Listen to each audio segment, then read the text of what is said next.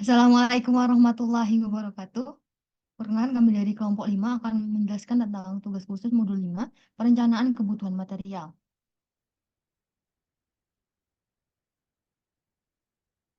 Adapun tim kami yang pertama ada Haris Ferdiansa 21169, yang kedua ada Hanif Ilham Abdurrahman MPM 21201, ada Trama Fitri Ramadhani Pratama 21003. Berikutnya ada saya sendiri Nurul Huda 23274. Berikutnya ada Devita Sari 23116.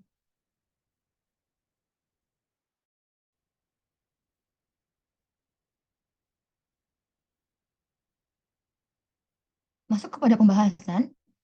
Persediaan adalah bahan atau barang yang disimpan yang akan digunakan untuk memenuhi tujuan tertentu.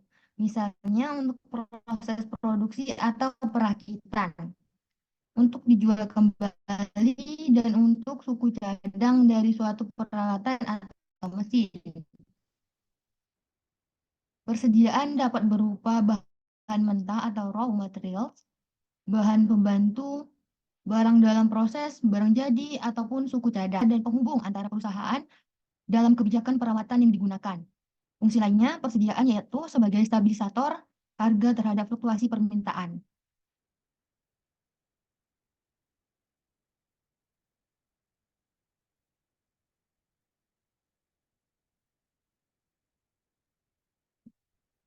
Berikutnya, faktor yang mempengaruhi persediaan. Yang pertama ada target produksi tidak tercapai menyebabkan pembengkakan biaya produksi. Lanjut, metode Integrated Research Planning atau IRP belum bisa mengefisienkan pemesanan bahan baku, sedangkan metode Material Research Planning atau MRP mampu mengefisienkan pemesanan bahan baku.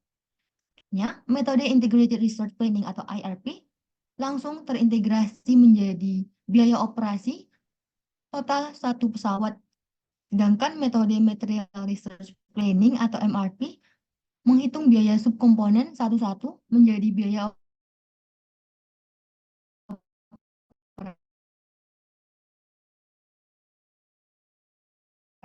operasi total satu pesawat. Satu komponen pesawat dengan menggunakan metode Integrated Planning atau MRP, terdapat pengendalian untuk satu komponen pesawat. Material Requirements Planning atau MRP menjadi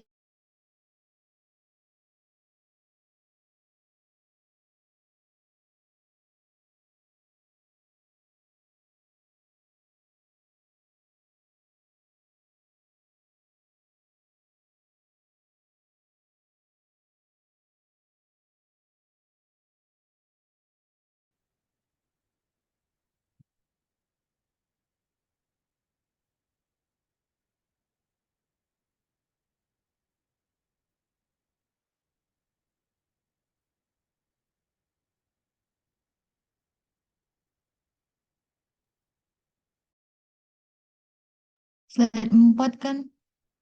Ya harus nggak sih yang baca? Kemudian lanjut di Material Requirement Planning atau MRP. Material Requirement Planning MRP merupakan salah satu metode yang digunakan untuk pengendalian bahan baku.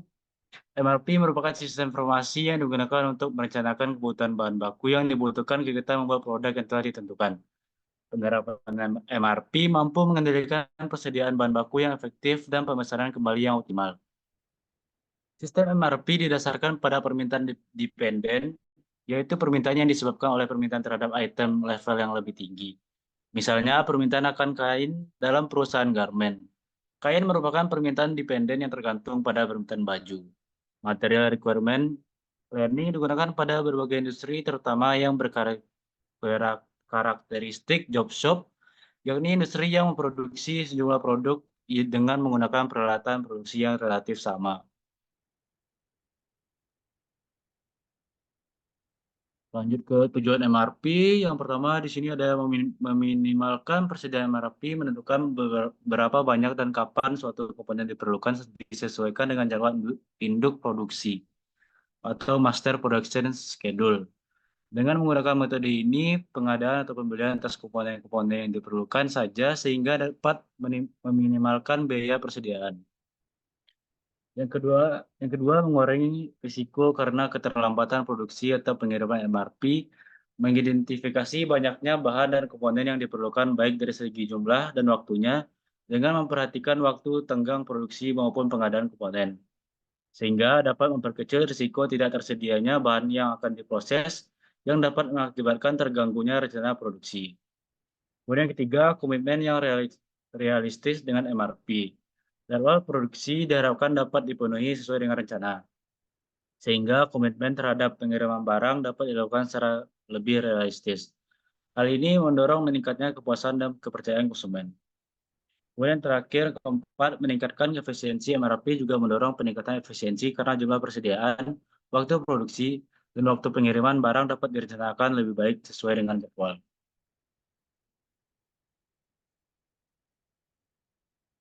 Kemudian masuk di sini ada input MRP.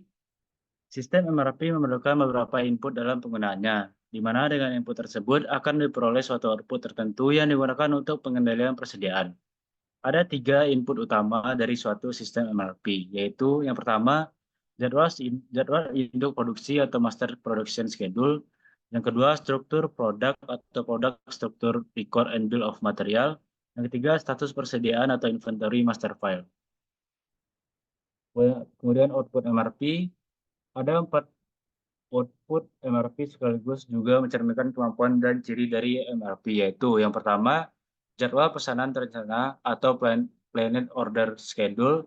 Yang kedua, laporan pengeluaran pesanan atau order release report. Yang ketiga, perubahan pesanan terencana atau change to planning orders. Yang keempat, laporan penampilan atau performance report.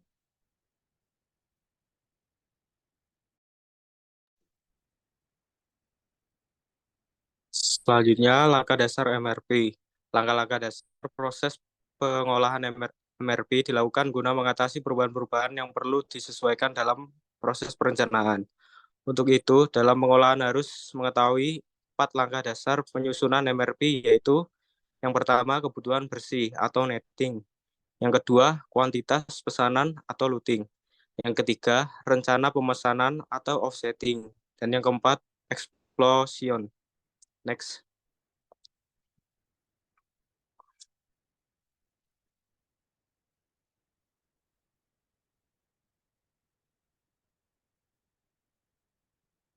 Selanjutnya, teknik loading. Loading atau load sizing adalah proses perhitungan besarnya pesanan optimum suatu bahan berdasarkan kebutuhan bersih hasil perhitungan netting.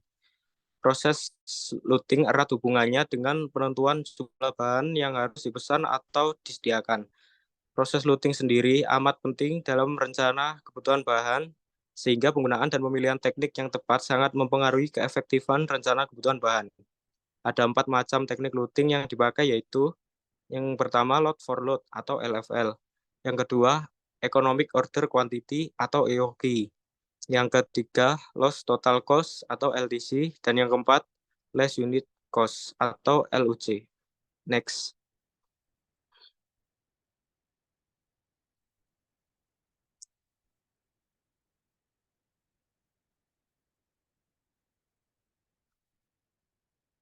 Next.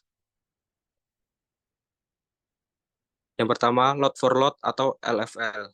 Teknik load for load atau LFL adalah metode manajemen persediaan di mana jumlah pesanan atau produksi yang dipesan sama dengan jumlah permintaan atau konsumsi pada periode yang bersangkutan. Dengan kata lain, setiap kali barang dibutuhkan, jumlahnya langsung diproduksi atau dipesan untuk memenuhi permintaan tersebut. Teknik ini sering digunakan untuk menghindari biaya penyimpanan dan overproduction.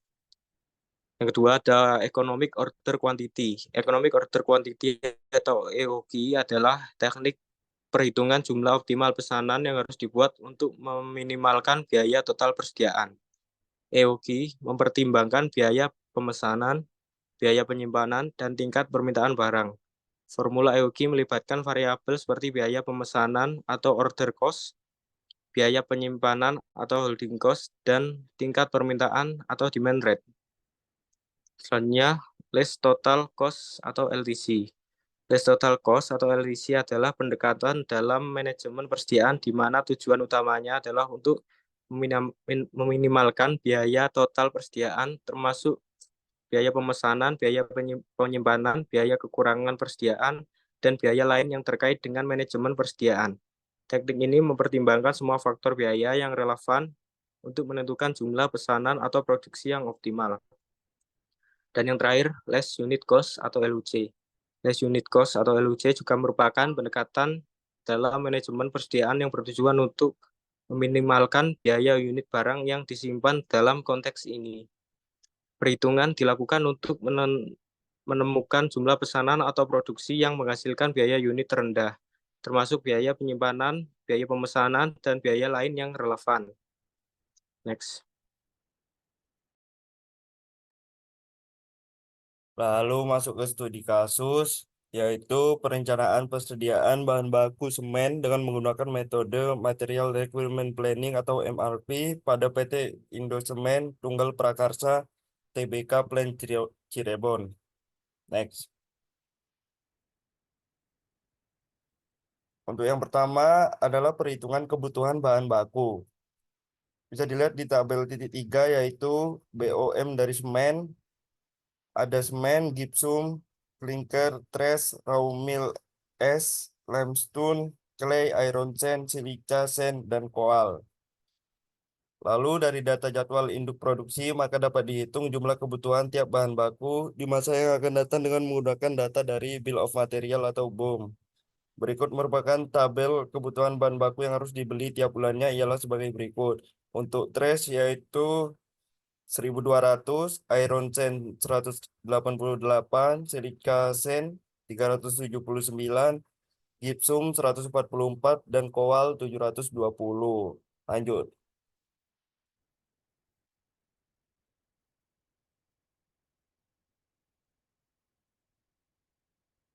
Lalu selanjutnya proses material recruitment planning. Untuk metode yang pertama LFL atau load for load. Metode ini digunakan untuk meminimalisir biaya persediaan dari bahan baku. Setelah itu dilakukan perhitungan biaya untuk masing-masing bahan baku. Untuk perhitungan biaya bahan baku trash adalah sebagai berikut. Total biaya sama dengan bahan material ditambah bahan pesan ditambah bahan simpan sama dengan 47.000 ditambah 14.100 ditambah 2.350 dengan hasil 20.304.169.200. Keseluruhan perhitungan MRP dengan metode LFL dan total biaya bahan baku tersebut ditunjukkan pada tabel 5. Bisa dilihat trash yaitu sebesar 20 miliar. Lalu iron sand sekitar 16 miliar, silica sand sekitar 18 miliar, gipsum sekitar 17 miliar, dan terakhir koal sebesar 184 miliar. Next.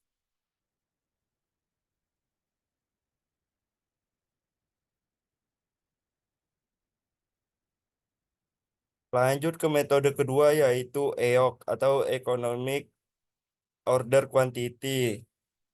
Keseluruhan perhitungan MRP dengan metode EOQ dan total biaya bahan baku tersebut ditunjukkan pada tabel 6. Untuk metode EOQ, untuk trashnya sekitar 25 juta, iron sand-nya sekitar 20-an juta, silica sand-nya sekitar 23 miliar, gipsumnya sekitar 22 miliar, dan koal sekitar 230 miliar. Lalu metode yang ketiga adalah Periodic Order Quantity atau POQ. Metode POQ, perhitungan kebutuhan bahan baku bisa dilakukan apabila perhitungan dengan menggunakan metode IOQ telah dilakukan, karena output dari metode IOQ menjadi input untuk metode POQ. Keseluruhan perhitungan MRP dengan metode POQ dan total biaya bahan baku bisa dilihat pada tabel 7.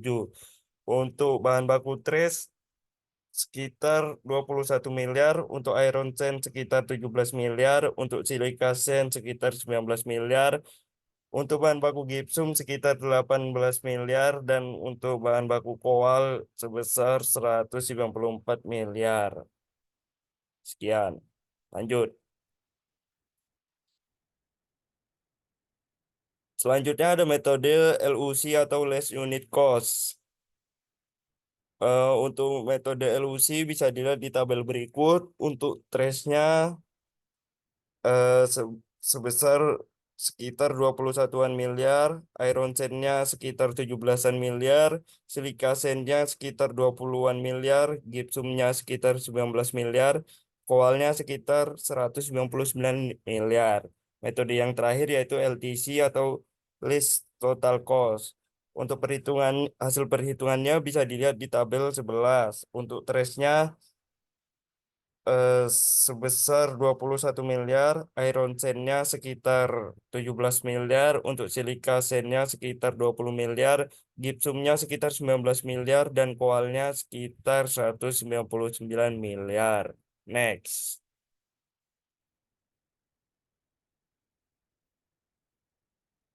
Lalu setelah menggunakan keempat metode tersebut, didapatkan hasil rekap biaya hasil loading. Untuk metode LFL total biayanya sebesar 258 miliar 298 juta 356 sekian. Lalu untuk EOK-nya total biayanya sekitar 322 miliar, untuk metode POQ sekitar 271-an miliar, lalu untuk metode LUC-nya sekitar 278 miliar, dan LTC-nya sebesar 278-an miliar. Next.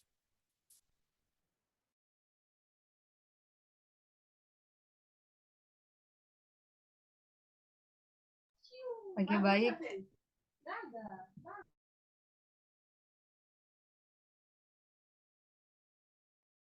Oke, baik. Berikut analisa dari rekapan perhitungan sebelumnya, di mana perhitungan kelima teknik loading ini digunakan untuk menghitung biaya load dari masing-masing bahan baku. Dari perhitungan sebelumnya didapat bahwa teknik loading yang mengeluarkan biaya paling minimum adalah teknik LFL dengan total biaya yaitu sekitar 258 miliar, sedangkan dengan sistem pembelian bahan baku yang diterapkan pada perusahaan yang menghabiskan biaya sebesar kurang lebih 276 miliar. Artinya metode material recruitment planning atau disingkat MRP ini dengan teknik loading load for load atau LFL dapat diterapkan pada sistem pembelian perusahaan karena mengeluarkan biaya lebih rendah dibandingkan dengan sistem pembelian sebelumnya. Tetapi tentu perusahaan tidak bisa begitu saja berganti kebijakan pembelian dalam waktu yang sangat pendek, karena akan berdampak pada proses-proses lainnya yang ada di supply PT Incumbent sendiri. Artinya akan merubah proses bisnis pada departemen tersebut. Maka dari itu perlu adanya pertimbangan-pertimbangan lain. Selain dari pertimbangan biaya seperti yang telah dijabarkan sebelumnya, yang patut diperhatikan untuk menerapkan metode usulan ini. Berikut adalah grafik dari rekapan barang 1, barang 2, angka 3, angka 4, dan angka 5. Baik, itu saja hasil presentasi kami pada modul 5 ini. Lebih dan kurangnya kami mohon maaf. Assalamualaikum warahmatullahi wabarakatuh.